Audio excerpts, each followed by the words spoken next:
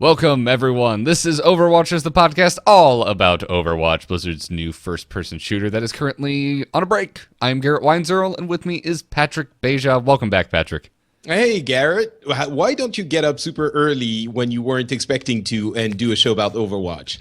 Let's do that. This whole week has been just fly by the seat of my pants podcast recording. Yesterday we did a earlier than usual Into the Nexus. Kyle thought we meant 5 o'clock his time. I meant 5 o'clock my time. So I'm calling him. He's got a sandwich in his mouth. He's like, what's going on? And then this morning I was that guy waking up, seeing Twitter messages from you I didn't quite understand, being like, crud, I guess we're doing it today. And then you were like, no, I meant tomorrow. And whatever the case is, it's an Overwatch Christmas miracle, or Winter Veil, as they're calling it in literally every other Blizzard game right now. We are here with the 9th episode of Overwatchers. And you know what the biggest information has been in the past couple of weeks since we've been doing the show, since we've done the last episode? Free DLC and a progression system coming when the beta returns, question mark? Nope. What's been the biggest information? Well, there are two things. That Jeff Kaplan has a really nice beard? The biggest information, and then the most important thing in the announcements. The biggest information is that I have some kind of incredible superpowers, because then when I wish something to happen, like for the beta to go on a break, then a few hours later it does. And that is pretty amazing. I shall use my powers wisely. I was about to say, if that is your power, then you wielded it with gross irresponsibility, Patrick, because now everyone else who was in the Overwatch beta is experiencing terrible, terrible withdrawal, and you're an awful person.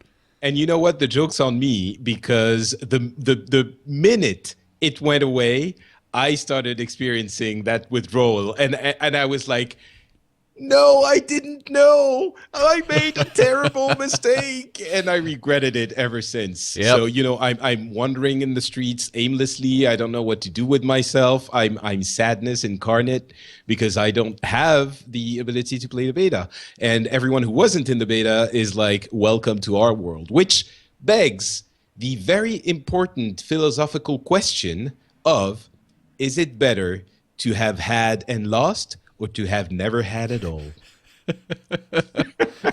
Yes, it's a serious show, people. I would argue to have never had it all. Well, I wouldn't. But, that's a topic for another show. Because as someone who traditionally does not get into betas, I would have personally sat there with a nice big smug smile on my face while all the jerks who got in got kicked out. Unfortunately, I am now one of those jerks that got in, so I'm just sitting here kind of being like, man, that new Hearthstone adventure is really nice, but I'd really like to fly around as D.Va some more. So, alas. Yeah, it's the magic juice they put in that game is still having its effect. But we got a lot of unexpected information. And as I said, the biggest piece of news, I guess, to come out of all of those developer videos that Kaplan made, which we'll get into after we talk about defense character, not defense, tank characters. Characters. Yes, tank characters. That's there it. You go. Because this is our tanking episode. Yeah. The biggest piece of news was definitely the magnificence of Jeff Kaplan's beard. It is radiant. Yes, it is. I can't grow a good beard to save my life, so I'm very jealous. Well, who of Mr. knew Kaplan's that beard. scrawny to goal could grow such a manly, incredible piece of hair foliage? It's amazing. And so shortly after BlizzCon. Yeah. It's like they buffed his hair glands or something. It's amazing. Anyway, we'll get to that. I'm about to say, I think we can move away from the Chia Pet discussion of Jeff Kaplan's face and move into talking about the tanks of Overwatch. Starting as we did last week, or last episode, because we do it every other week now, alphabetical order with D.Va. Oh, D.Va. D.Va is my favorite damn hero in this game. Love her. I usually don't dig too much into the flavor of the heroes in the story, because if it's not happening in your game, I'm not interested in your story. I'm sorry. But that said, she's a freaking pro StarCraft player from South Korea.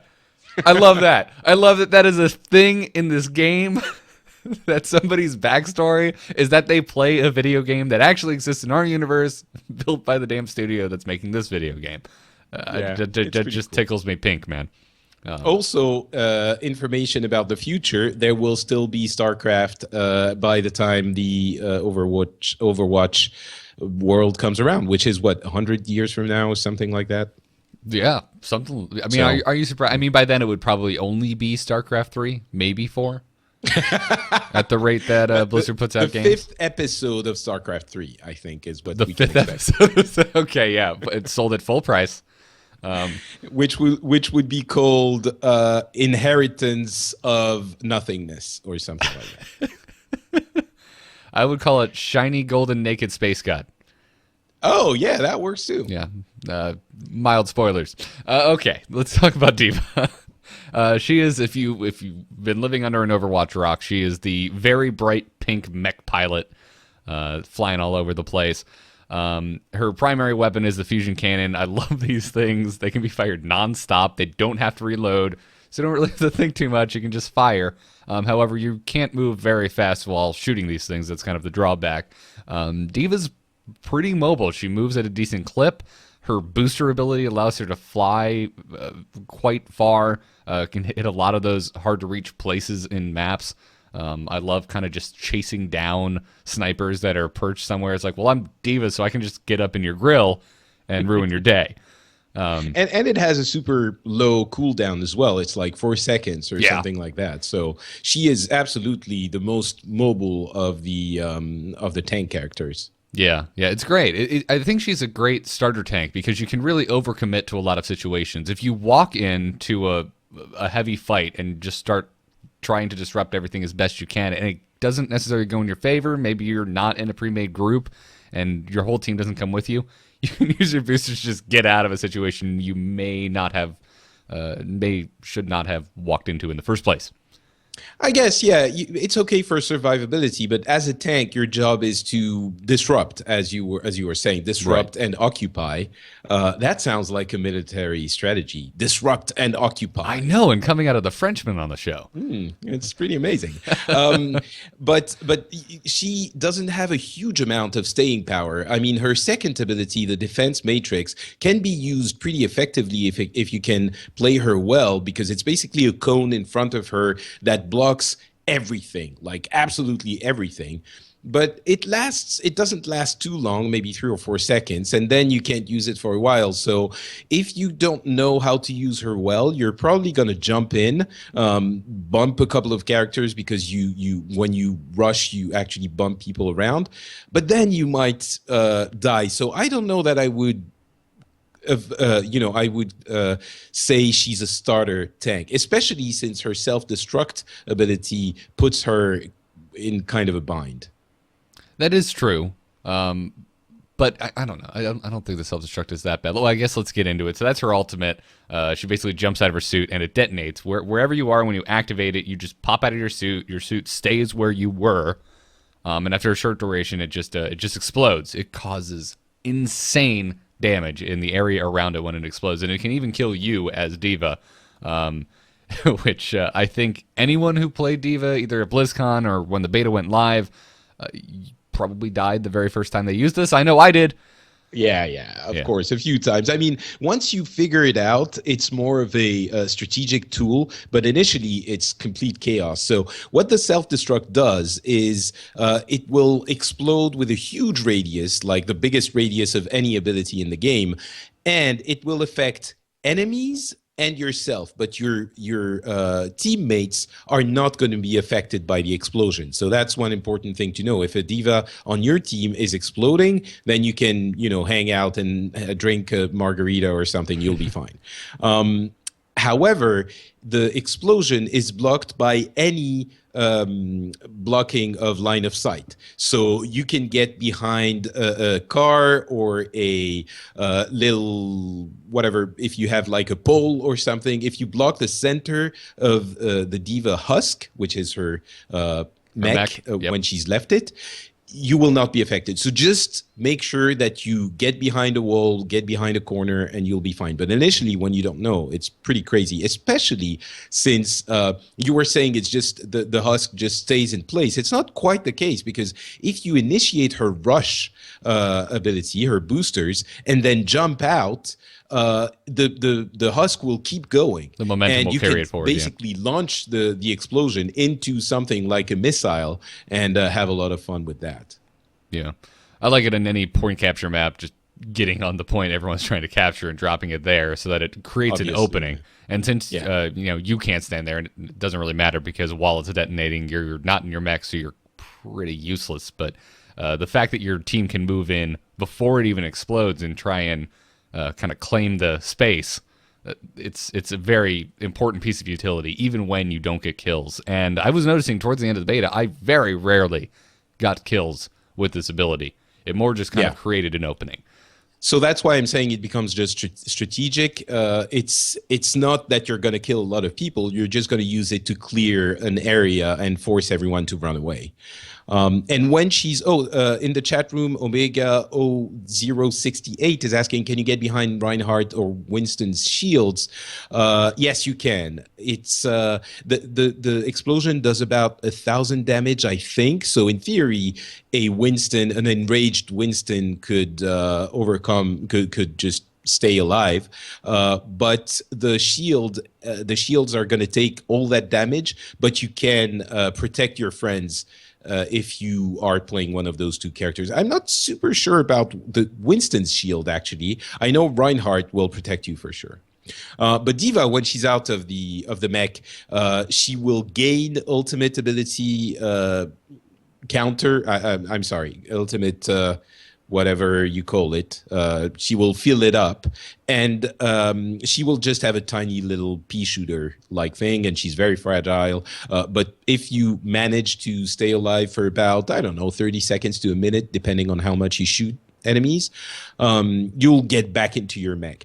And sometimes I've wondered if it wasn't worth, if let's say you have a teleporter or a Lucio who's ready to get you going, it might even be worth dying as D.Va and coming back very quickly with your mech if you're not, too certain you can refill your ultimate quickly enough. But I've definitely had the same thought process. I haven't gotten a chance to check it out. Most of the time, there's another tank, so I'll let them kind of, fill the void for a while and just stand back and shoot. The pistol doesn't do insignificant damage. I have gotten kills with it before. It fires very rapidly, so if you are hitting your target, you will fill back up your mech call down ability very quickly. And also the note, what we didn't mention with self-destruct is that if you use your ultimate, which pops you out of your mech, as soon as the explosion finishes, you automatically get a call down mech again. So right. The only time that you're kind of left without your mech is if you take too much damage before popping your ultimate. Then you have to wait till that ability fills back up again. Basically, if your mech is destroyed, if you die as D.Va in her mech, you pop out and you're not actually dead. So that's kind of fun. Yep. Let's talk about Reinhardt. Kind of I feel like love Reinhardt. I feel like he's the poster child for tanks in Overwatch. That's the one I would say is the most beginner friendly. He's definitely the one you imagine when you think of a tank. It's that kind of character you imagine.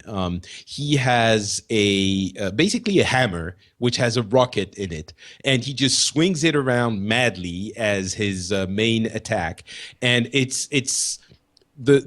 feels heavy, it feels dangerous, but obviously he doesn't have a lot of range. But his main ability is going to be his barrier, which you can activate by pressing the right-click button, so it is readily available, and it pops you in third person and creates a pretty sizable shield in front of you that is going to protect you, obviously yourself, and your friends, your teammates that are going to be behind the shield. And it has about 2,000 health points, which is very significant. It can take a lot of damage, and it starts recharging very quickly after you stop using it. So whenever you don't use it, let's say 3 seconds after you stop using it, it starts recharging at the rate of maybe 100 or 200 points per second. So if you manage things correctly, you should be able to have it up almost all the time.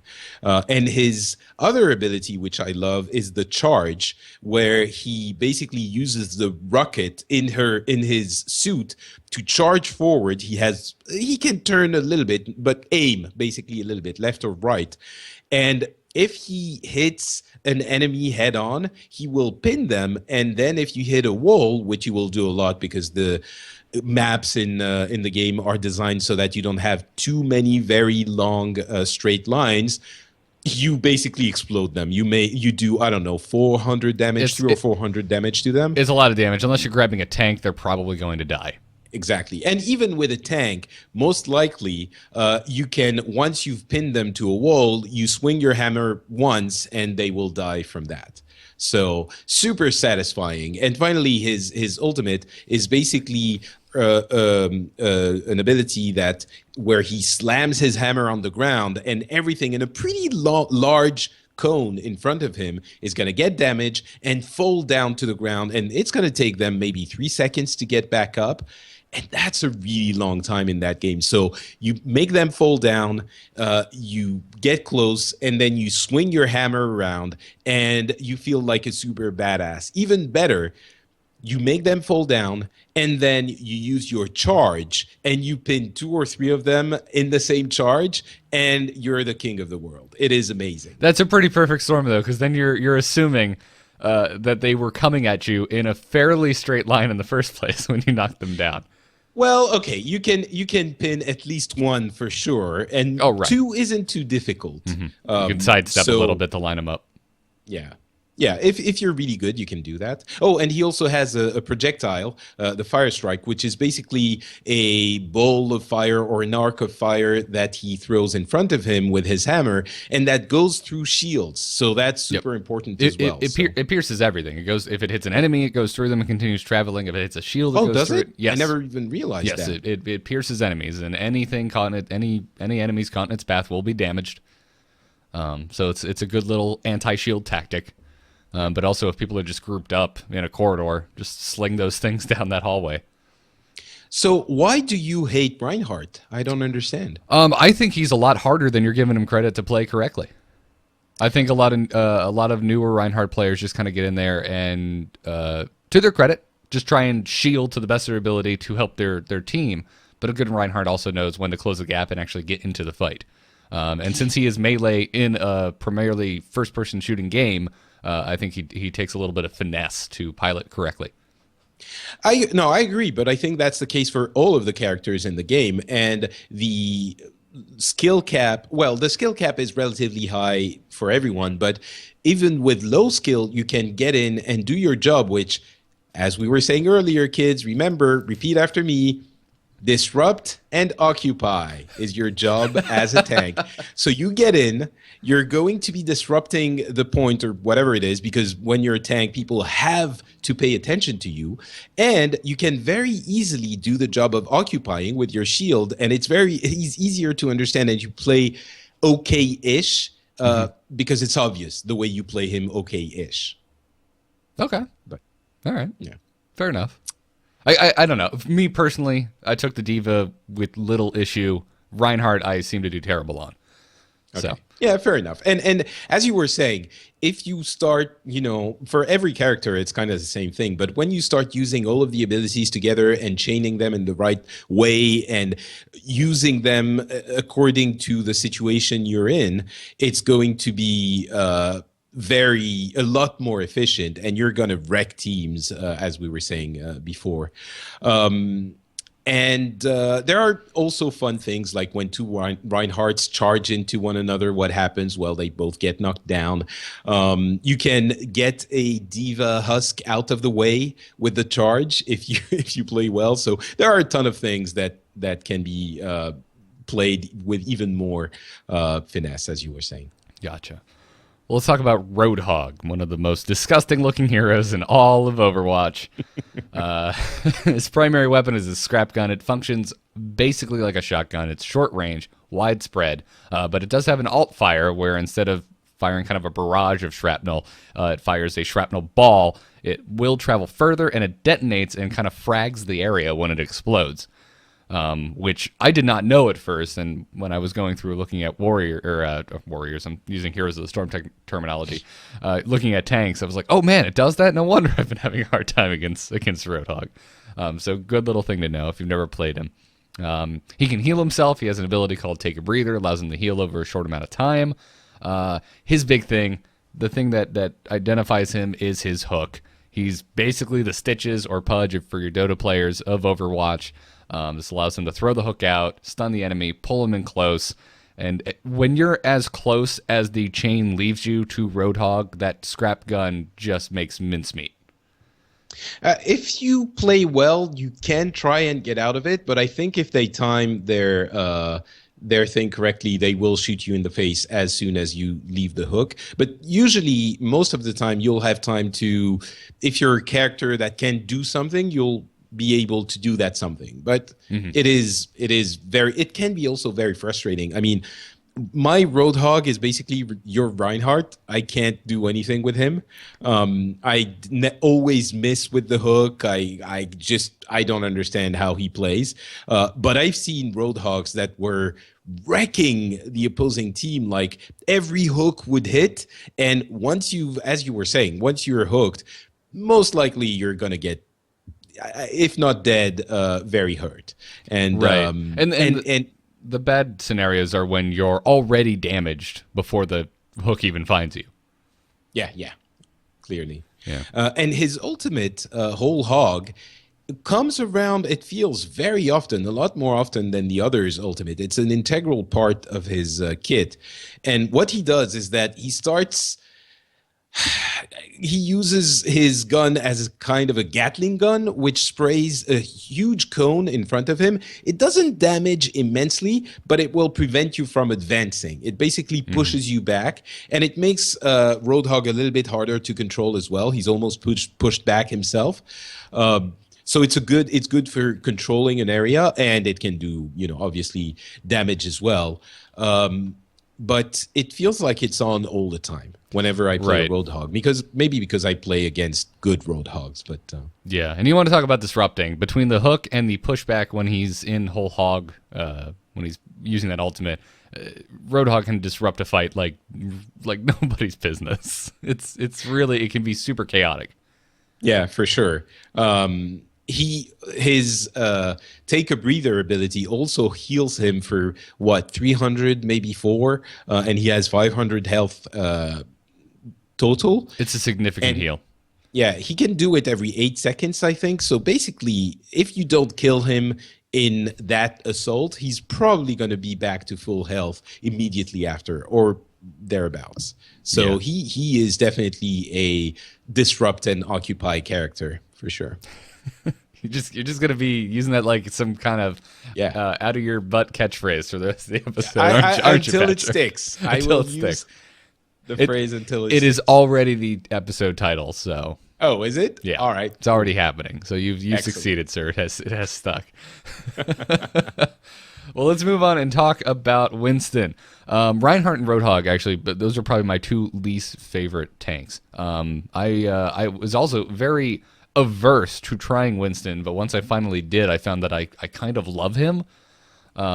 Very fun to play hero. His main weapon is his Tesla cannon. It's a short, very, very short range primary weapon. It kind of fires out an electrical stream as you hold the trigger down. But it does do significant damage. You just have to get in close to do it.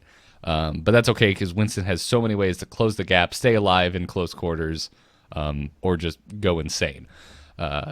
The reason I'm drawn to him, as I've said in previous episodes, I love a good movement ability, and Winston has that in spades with his jump pack. It's just so much fun to use.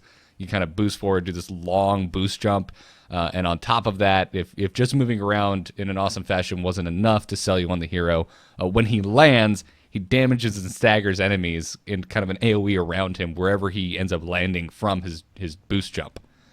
So and the boost also allows you to reach higher places because you can basically he boosts where he's looking. So if you're looking at a ledge, you're gonna rush towards that ledge, and it can be very useful. I remember of a bunch of games in Watchpoint Gibraltar where you have the plain area in the middle, and enemies would sneak up on us from the plain, the pathways over there, and you would jump there, and they would panic. If he's more of a disrupt type tank, but he can definitely disrupt like crazy. And one thing to remember, if you're getting frustrated by tracers, because Tracer, we'll talk about her in our attack episode, but she can be incredibly difficult to deal with. She will move around everywhere, come and sting you like a freaking bee, and move out, and you will never be able to get her. Winston is the one you want because he has enough health that he's not going to be affected too much. He can use his barrier to protect himself, but mostly you're going to run after her with the Tesla cannon, and you can get into, if you play him well enough, you can get into these situations where you use him against the right characters and you chase people with your Tesla cannon, and you can hear their cries as they're being electrocuted. They're like, oh, and you keep going, and you're like, yeah, I don't mind. I keep going. Shoot me if you want. I don't care. And after 5 seconds, they're dead. So he is a super efficient way of getting rid of the most annoying attack characters. Please, listeners, somebody remind me to go back and grab that soundbite of Patrick being electrocuted. And maybe I'll add the Emperor cackling in the background to really complete the circle.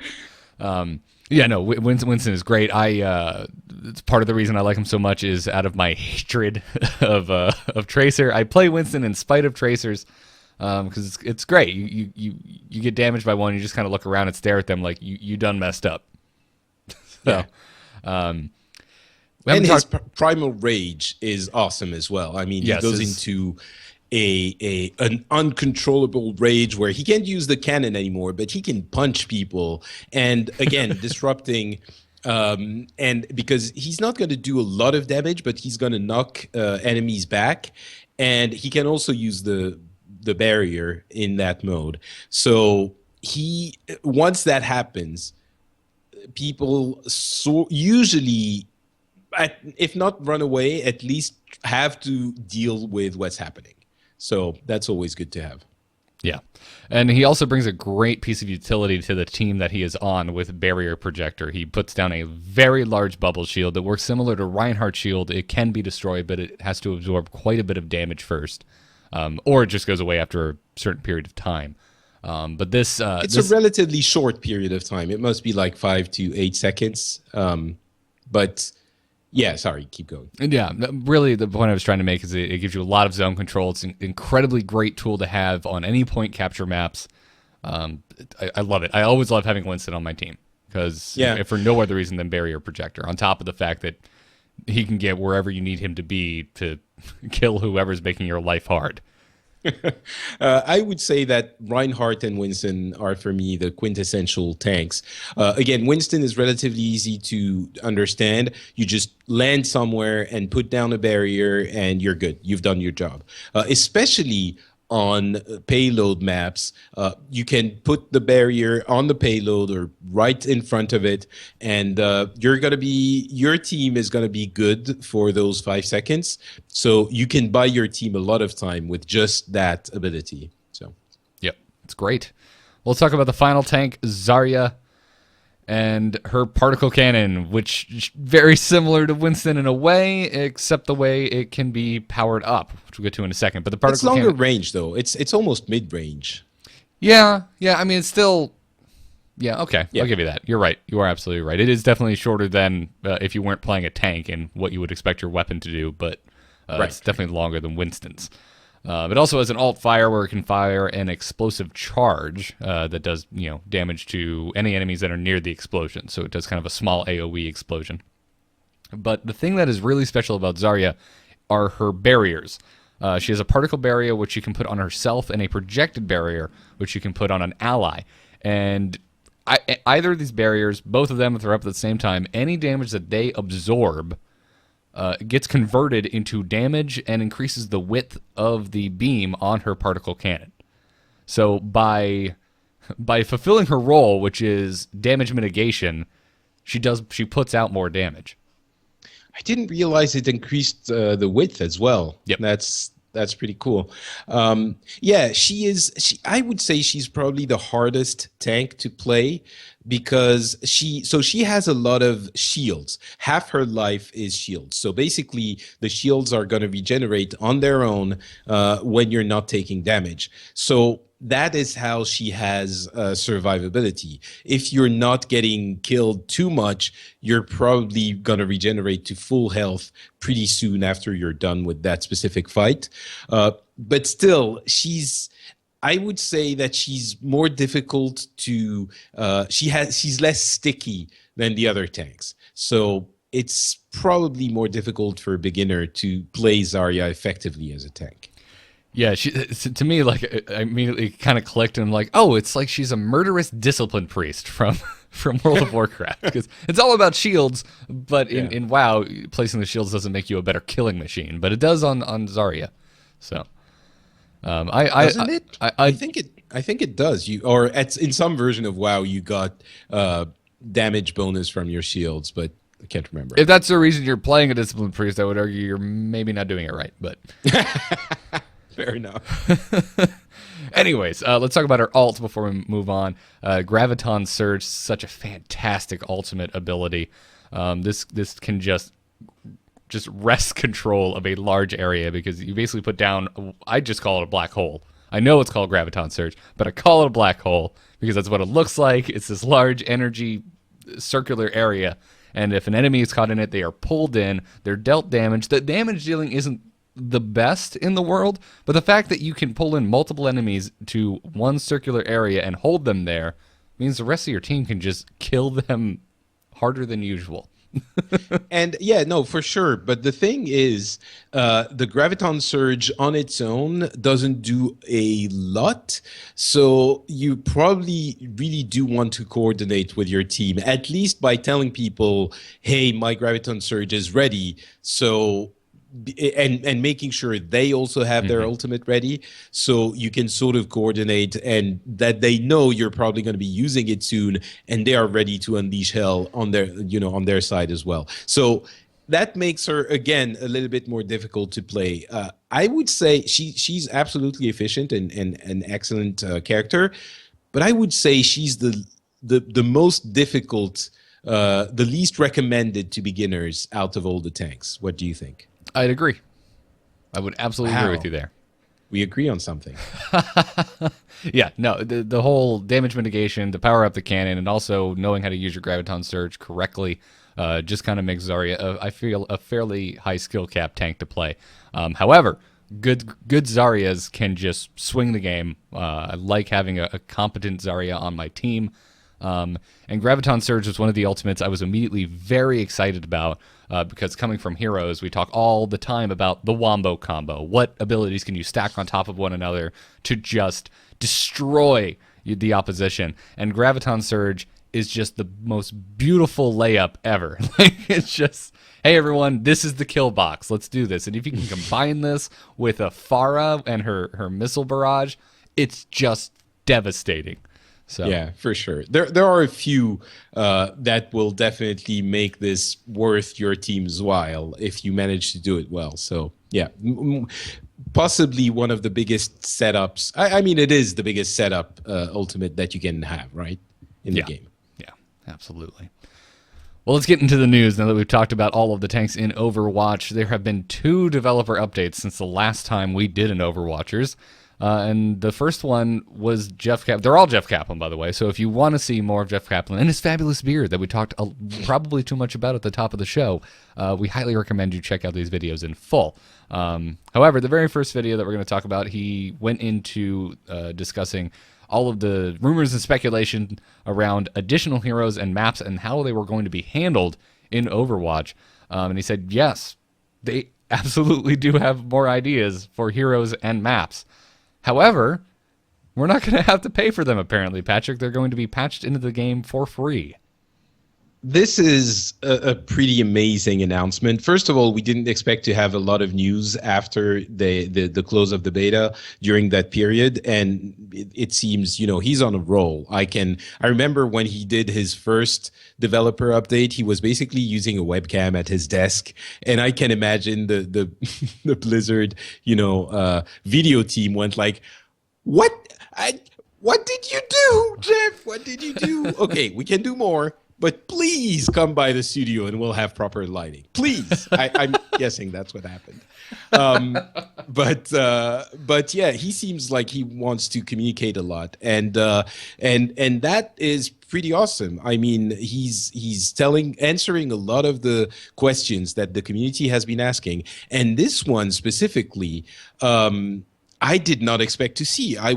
Just like the game being free to play, I was certain that the heroes were going to be for pay in some fashion, either DLC or individual heroes or expansions or something. And basically, he closed the door entirely on this, saying that they will have all of the heroes and modes and maps patched in for free within the game.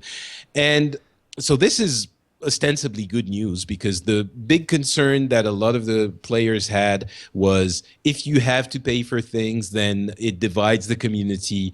You have the people who have those things and those who don't, and that's a big problem if you want to have a unified player base.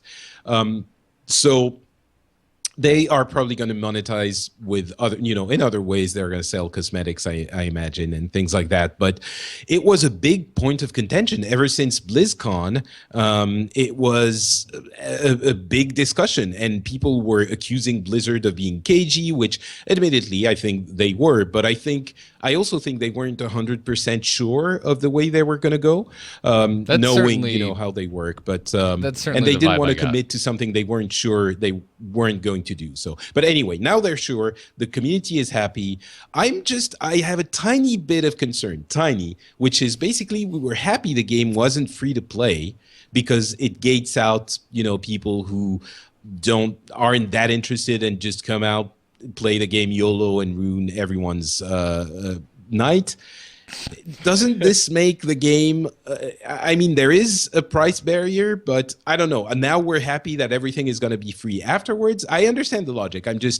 There's also the concern of, are they going to be providing as much content if that content isn't for pay? That is my only concern, actually, that this brings. Because otherwise, it's a paid box product. It's very old school in the way that it's being sold. All this does is give more value to your initial investment into Overwatch. I wouldn't say that this necessarily brings in more of the rabble that you seem to be afraid of if it was a free-to-play game, because there's still that initial investment. You have to buy in at some point.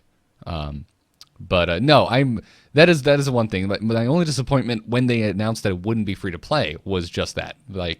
I took that as, well, this will not be as frequently iterated upon as, say, Hearthstone or Heroes of the Storm. Right.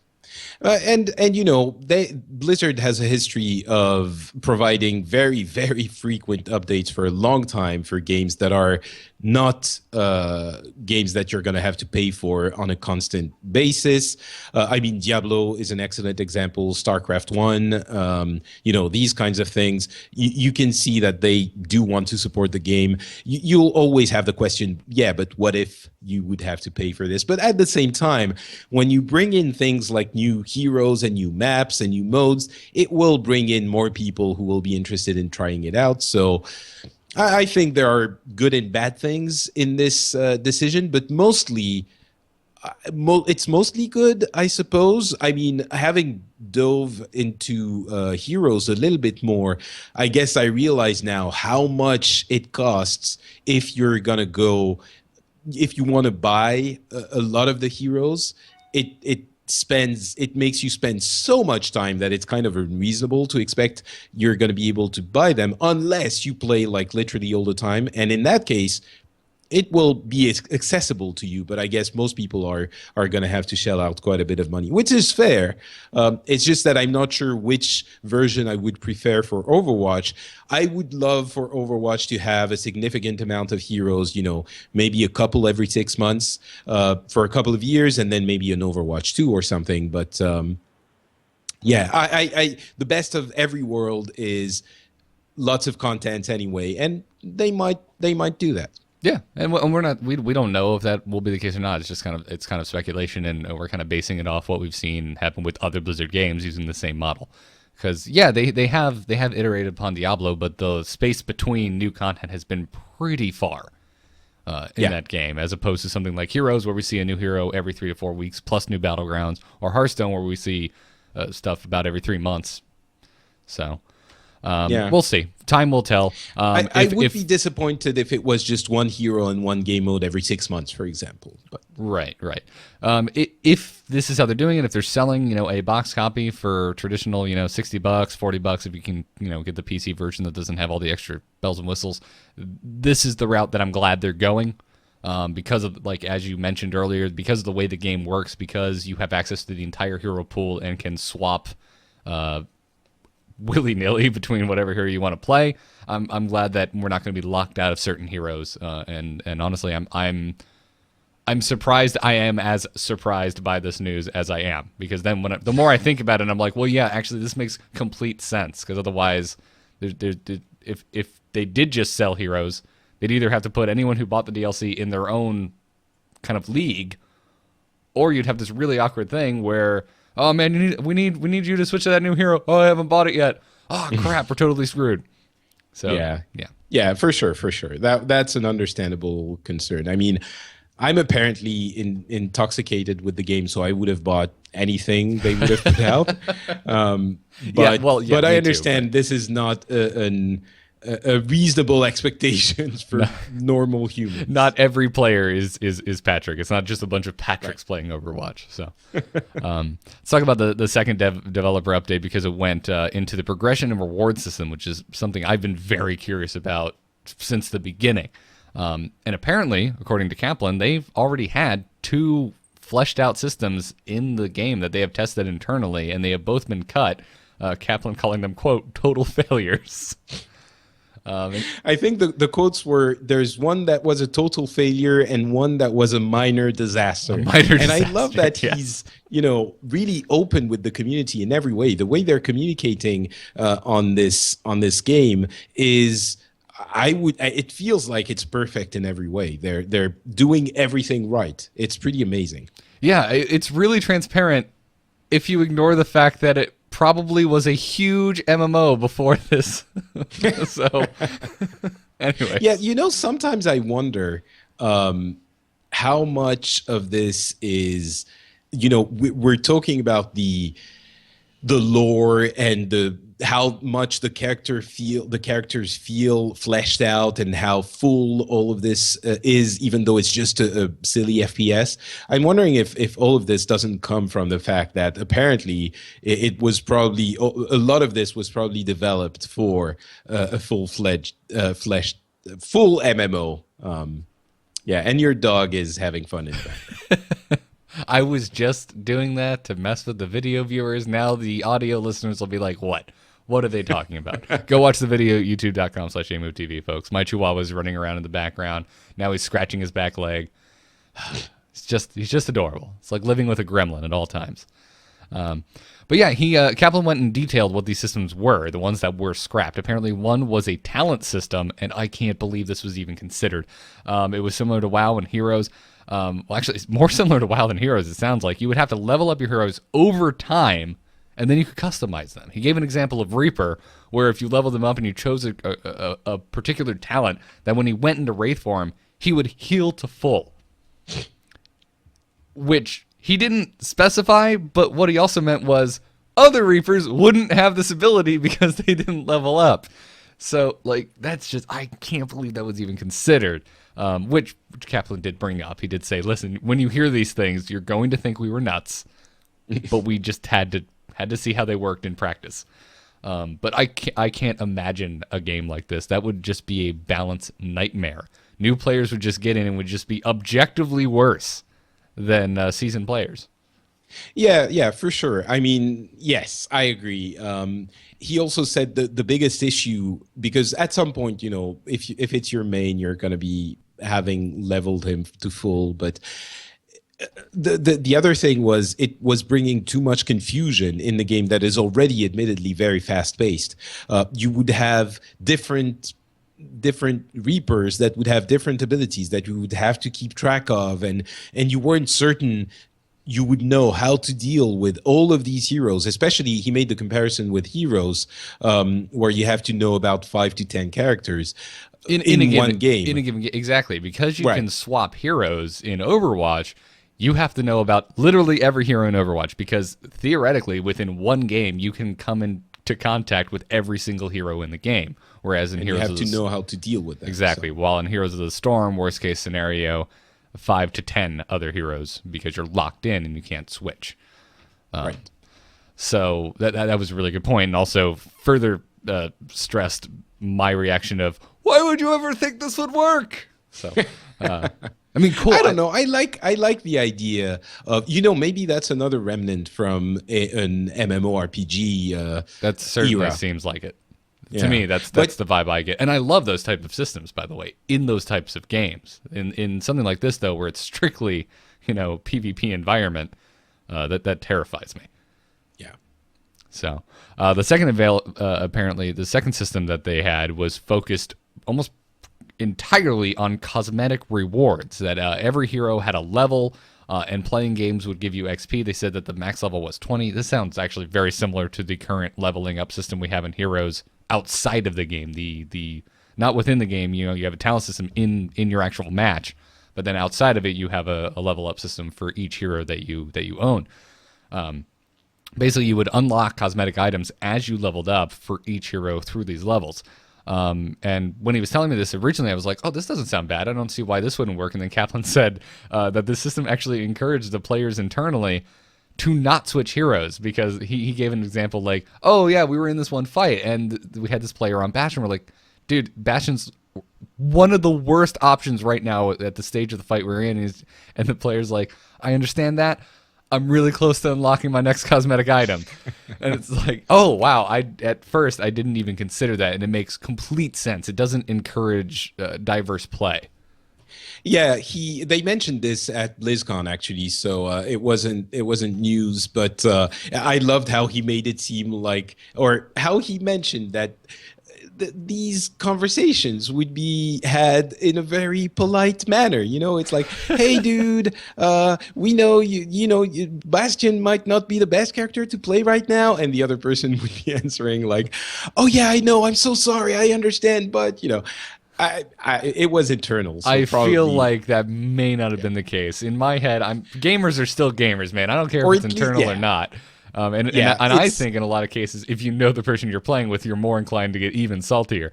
But possibly. But I mean, well, yeah, having had access to Blizzard alphas, company alphas, it's usually pretty good spirited. I mean, even in the beta, I only had one troll once, which was a horrible troll, by the way, but it just happened once. Usually people were okay. But anyway, in the real world, the conversation would probably not go that way.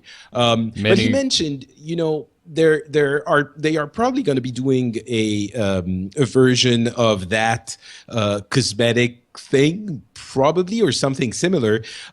He said it's okay to encourage playing one hero a little bit. He doesn't want to make that completely go away, but they don't want to emphasize this too much. So there is still probably going to be some form of individual hero progression, which I'm happy about. I wouldn't want the system, the progression system, to be divorced completely from leveling or improving one character, but it's not going to be focused on that. And as a general observation, he mentioned that he doesn't want the game to be about leveling just like it is in a game like Heroes or WoW. He mentioned he had a conversation with Tom Chilton about this. He's the game director on WoW, and they realized that the game is not about progression. It's not like those other games we were mentioning, or Diablo, It's very different. The game should be about playing the game, and progression is a nice little additional bonus you get, but it's not the main focus, unlike other games that we know. And I would argue that I never really thought it was anything other than that, but I still think you need a progression system. Oh yeah, of course. I completely agree with that. And Yeah. and he's saying we're going to have a progression system. Right. It's just that it's not the main focus of the game. Yeah. There were some miscellaneous tidbits in here as well. Obviously, from the cosmetic reward system, he mentioned that there's already been many items made, including sprays. So hopefully we'll be seeing that when the beta returns. And it may not return until February because I guess they want to implement whatever the new system is that they're working on before they bring the beta back online so that they can test the new progression system. Some other tidbits, he talked about a kill feed, which if you're unfamiliar, it's usually that thing that lower one of the corners in a shooter whenever a kill happens. You know, Fluffy Bunny killed Ponzor or something of that nature. Oh, I like it. No, it works. It works. Yeah, exactly. So it's something that's not in the game, but he said that it's not absent on purpose. It's not something they're necessarily against. It's just a feature that they haven't gotten to yet, but they are discussing it, and it is something that they want to give the players. So hopefully we'll get a kill feed very soon. I personally can't stand hitting tab to have to see who's alive, who's dead. So yeah, there are a couple of notions of concepts in the kill feed, and people often mix everything together. You know, there's the kill feed and the kill death ratio and the life indicator. The kill feed itself is probably not going to tell you, it doesn't stay displayed for too long. So what people mean when they say a kill feed, they want to know who in your team is alive or dead. Just, when you get the board, when you press tab, you can see who's alive or dead in your team. So you don't necessarily mean a feed where it says whoever killed whoever. If you have a small UI element that tells you which of your teammates are alive, then it's probably enough. And I like this idea because I don't necessarily want to see who killed whom, because I know this might lead, I suspect it might lead to negative attitude in the community. I don't really like people chasing that display of whoever killed, that many opponents and just, starts doing a troll dance around the UI because they're proud they killed people, when there is no reason to be proud of this in this game, which is a lot more objective based. Same thing with the kill death ratio. Thankfully, he didn't quite talk about it. I sort of understand they don't really want to do it, because again, the kill death ratio is a piece of information that you absolutely, in that case, absolutely do not need in this game. It is not about that, and that kind of information breeds kill death ratio chasers, which worry less about the objective and more about killing enemies and feeling that like they have a gigantic EP-ness. And that is not something I enjoy. Or I don't know, for girls, e-boobs, or even e-penises for them as well. But no, you know what I mean. It's I just love the I've never heard anyone deliver it so professionally, like it is a technical term. It is. Like, it we is. here at It is Blizzard like to something- fight against the growing e-penises. It really is a goal. Anyway, It's one of our key developer beliefs. And I think, I think a much better way of addressing this issue, the main issue is that people want to know how well they're doing. And that's absolutely valid. You want to know if you're doing well, contributing to the team. And when you talk about kill death ratios, then you start asking, well, how do the tanks factor into this? How do the supports factor into this? And then you ask, well, they can get kills for people who kill other people when they're being healed by them. That works. But then you also have to count the amount of heals they're doing and the amount of objective points they're doing when they're pushing the payload or capturing a point or stuff like that. And what that naturally drives into is the fire system that they currently have in the game, which I think could be tweaked. It's not perfect because there are things like when you're the defending team, it doesn't count when you're occupying the point that you should be defending. So they can improve it, but I think, And he did say that they are working to improve it. Yeah, absolutely. And I think, a sort of value somehow, either, it's on or off, like the on fire element, or it's a numerical value. It goes from, 1 star to 5 stars, depending how well you're playing. Whatever works, but I think it's a lot better than counting the kills, especially in this game. They have a similar system to this in Heroes of the Storm, except it's tied directly into kills and nothing else. But I want to say after 5 kills and 0 deaths, you start to get a very small flame, and it gets bigger and bigger and bigger as you get a larger and larger kill streak. So I could see something of that nature happening here, but also tying in objectives, also tying in healing, and the like. So they also mentioned that accolade cards are being balanced and that new cards are being added, like objective score, like you mentioned, Patrick, because apparently at the moment that is being tracked, but only for the attacking team. Only the attacking team can even accrue an objective score.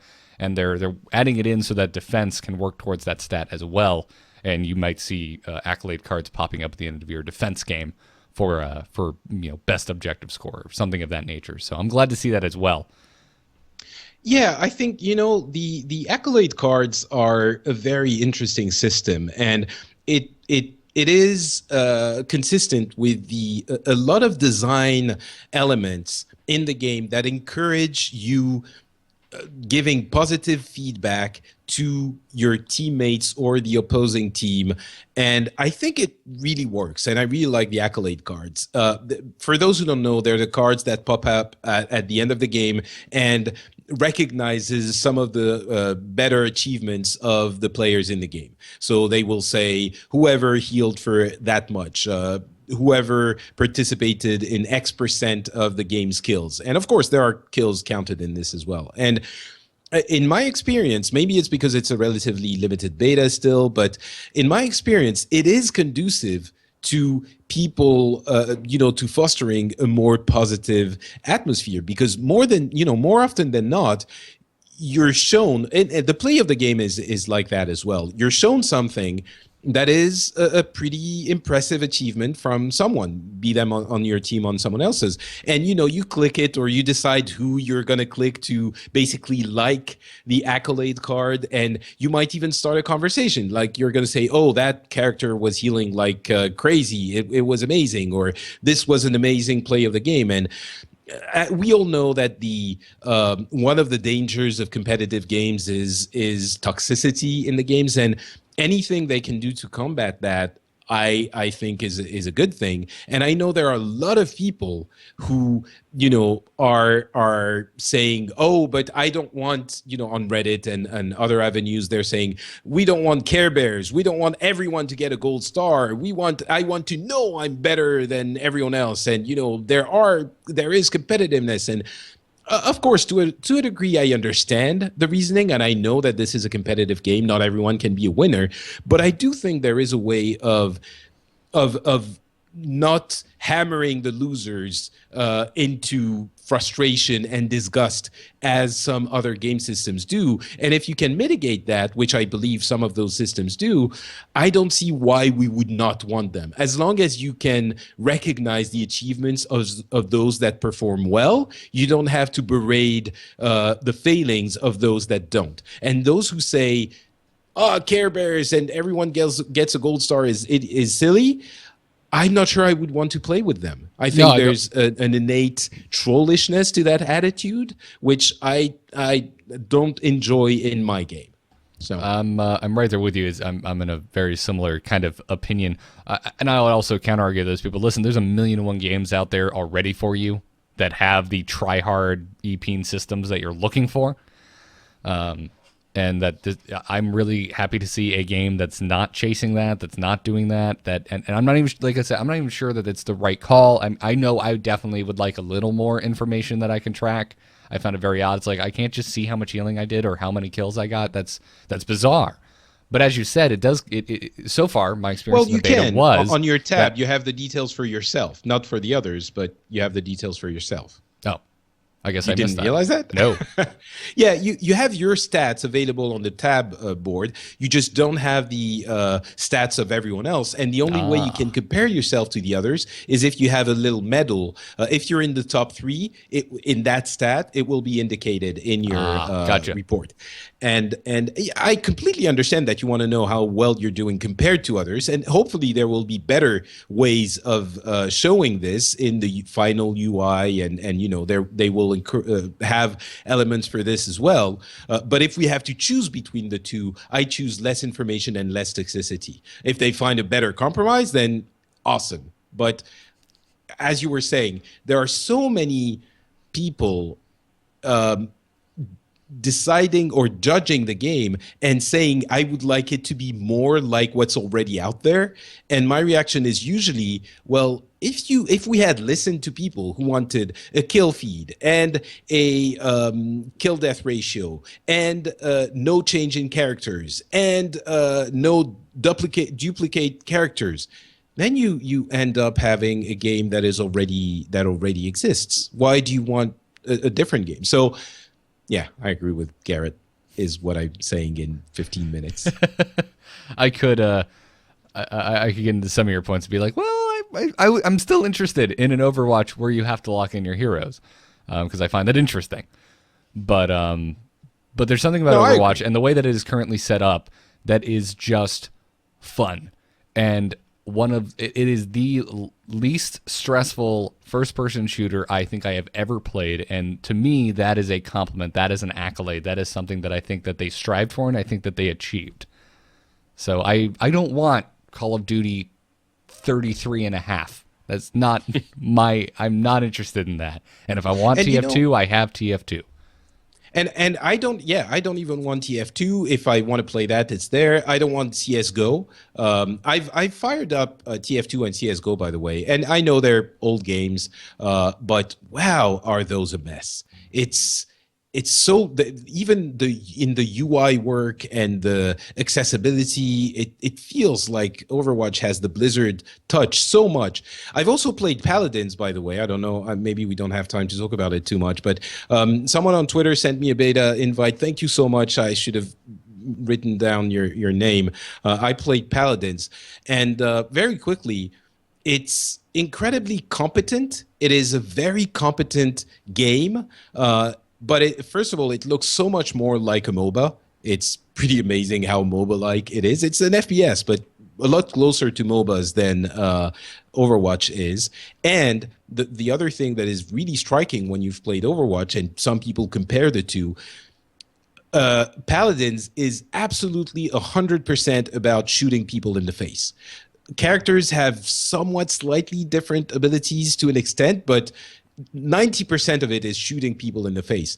Overwatch is really, really, really far away from what Paladins is. Seriously, it is absolutely not a comparable game. Paladins is okay.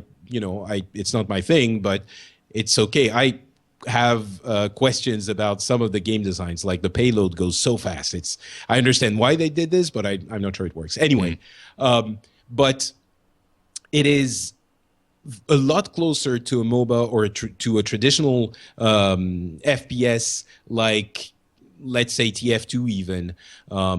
And I'm not sure how well it works. Things like TF2 or CSGO, they have so many characters when you play it. Now I understand a lot better, having played it and having gone back to other games, why a 6-people team works. It is really cool. When you have 10 people in CSGO or even in TF2, if your server is set up that way, it is so chaotic. You don't understand. You don't read the map well. You don't.